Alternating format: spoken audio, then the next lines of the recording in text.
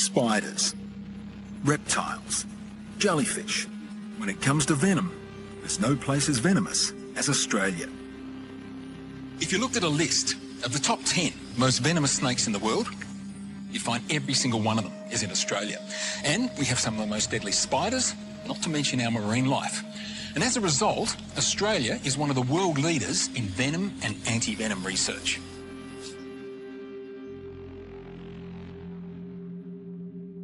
That research has helped save many lives. But we're going to find out about new work that is threatening to turn upside down what we believe about some of the most common anti-venoms. People want to believe there's these nasty creatures that bite us. We have this wonderful anti-venom that works. What we have to do is re-evaluate the evidence for anti-venom.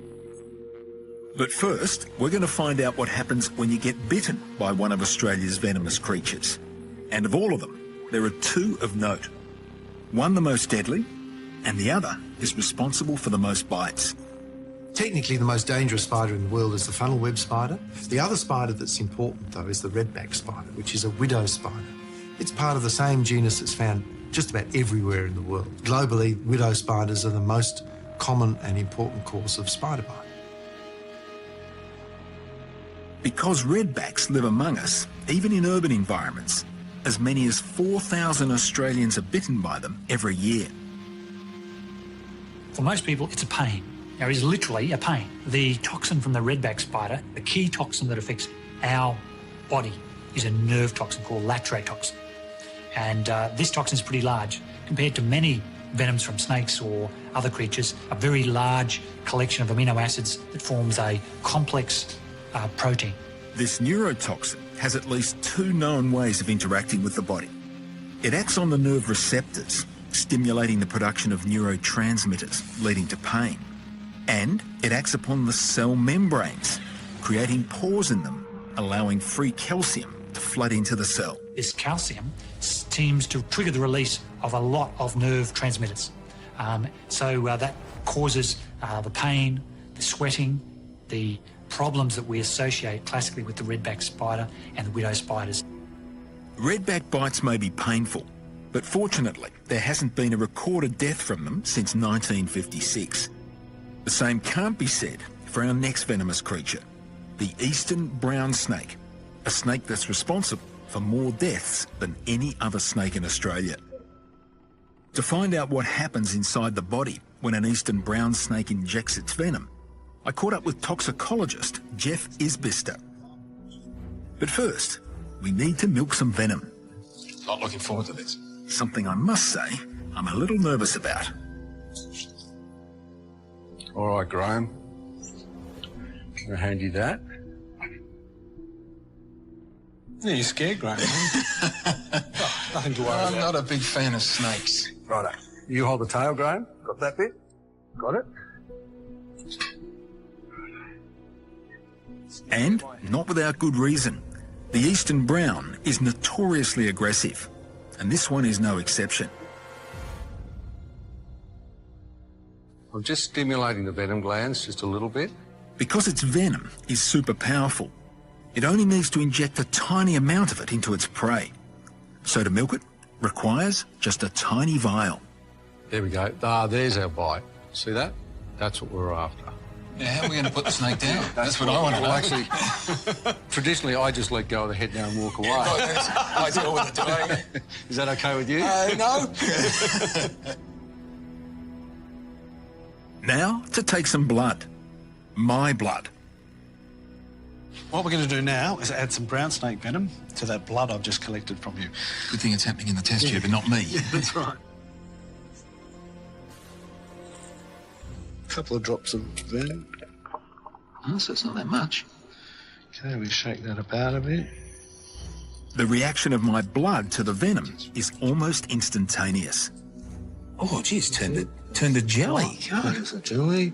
On this side, you can see that there's no clot there at all. Oh, yeah, gee, that's quite dramatic. In human blood, there are 13 different molecules that regulate clotting, and one of the most affected by venom is fibrinogen. When the venom enters the blood, toxins activate the clot formation process, and fibrinogen among other clotting factors, is exhausted in the process. In the test tube, this makes a solid clot. But in the body, you don't actually get a clot formed. What you actually get is the body trying to form a clot, and it just keeps consuming the factors in the process. That leaves the blood depleted of clotting factors, and the victim can suffer uncontrollable bleeding both inside and outside the body. Because of this effect, the venom is known as a procoagulant.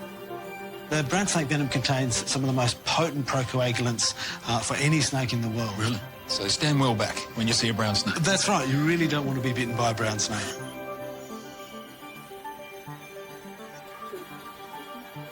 So you get bitten by a snake, you end up here. Yeah, you come to our emergency department. Emergency physician Bill Nimmo has specialised in treating snake and spider bites for more than 14 years. What we're going to do now is we're going to see whether you've got any venom in the circulation. Snake venom, most of the time, gets deposited under the skin in what we call the subcutaneous tissues. That gets absorbed by what we call the lymphatic system. So heart pumps blood out through the arteries, and then basically the blood comes back via the veins. Can you please take some blood? The first thing that you'd look at is for any coagulation-related problems, and we'd send that blood off looking for any coagulation problems. In that situation, say if the blood's come back and the patient was what we call coagulopathic, or they had other signs and symptoms, nausea, vomiting, headache, or unwell, I would treat them with antivenom. Antivenom is regarded by many as a kind of magic bullet, and making it is a process that begins here at the Australian Reptile Park. So how many venomous snakes have you got here? 250 of Australia's most venomous. Fantastic. And you milk those? We do. We keep all the major family groups, brown snakes, black snakes, death adders, tiger snakes, taipans, and we milk them fortnightly. We're in fact the sole supplier of raw venom for the production of antivenom in Australia. Fantastic. And I get to meet one of your friends? You do. This one here is who we're going to have a look at today. No, not at all. I think both are aggressive. Tim and his team are expert handlers of highly venomous snakes. If they need to bite, they will. It's real simple. Good to know. Each snake is milked once a fortnight. Whack. Look at that. Oh, there's a lot of venom. After collection, the venom is frozen, then dried, then sent off to Australia's only anti-venom manufacturer, the Commonwealth Serum Laboratories. Be very careful of a bite, even after they've been milked. Right, they've still got venom. Oh, yeah, sure. They only give us about half each milking, so there's half left. All right. 249 to go.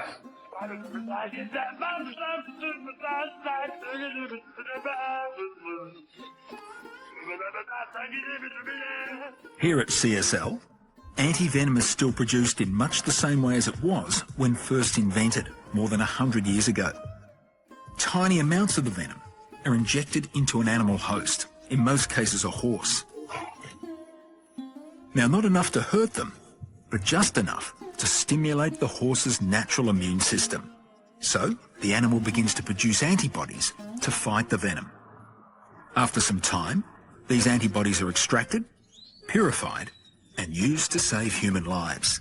Is antivenom a risk-free treatment? The antivenom's made in horses or sometimes other animals like sheep, and so you're giving foreign proteins to humans, and the risk there is you're going to get an allergic reaction like anaphylaxis. Australian antivenoms are probably some of the best in the world and have the lowest rates of reactions. Snakes, we would probably see 3% of patients, so 3 in 100, would have severe anaphylaxis, so that's life-threatening allergic reaction. But is antivenom really as effective as we think? Dr. Jeff Isbister's recent research has cast some doubt on how beneficial some antivenoms are. When did you first get an inkling that antivenom for redback bites may not work? The big difference about redback antivenom, it was always given into the muscle, so an intramuscular injection. And then 10 years ago, we queried, should we give it into the veins? Because that's how we give snake antivenom, all the other ones. So give it much more rapidly. We did a study where we compared intravenous to intramuscular injection of antivenom, and we found no difference.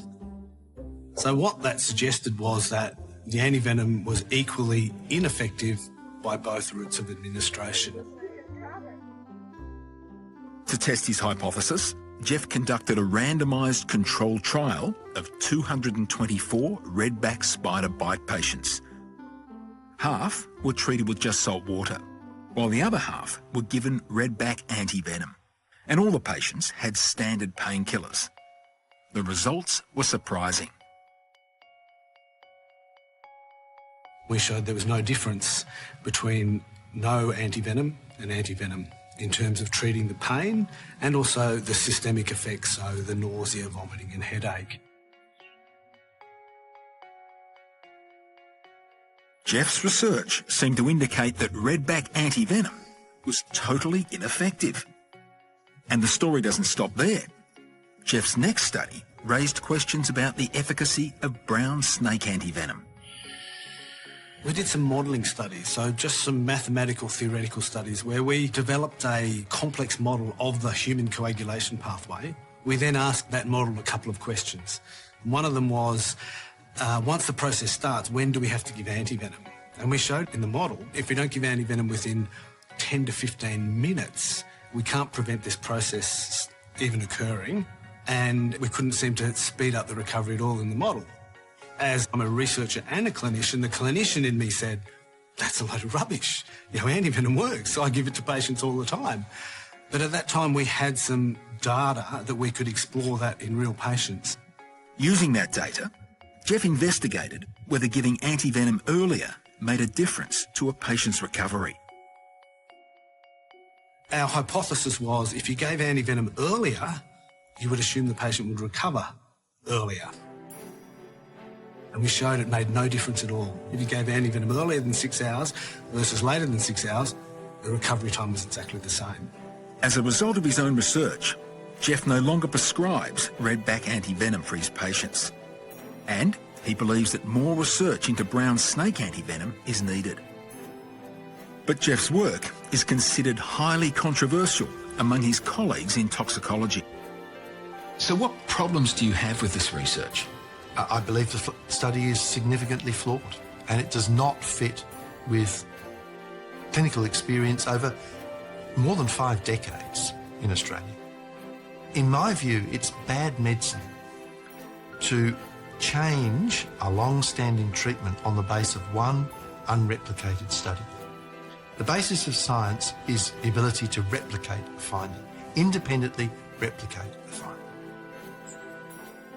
I think it's important early work, but it's not the conclusion to the discussion, I think.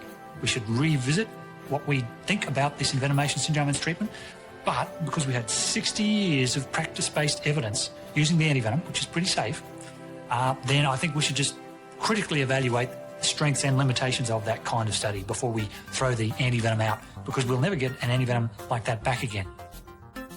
Whether or not the redback and brown snake antivenoms are effective is clearly a divisive issue, and one that requires careful consideration and more research in the future.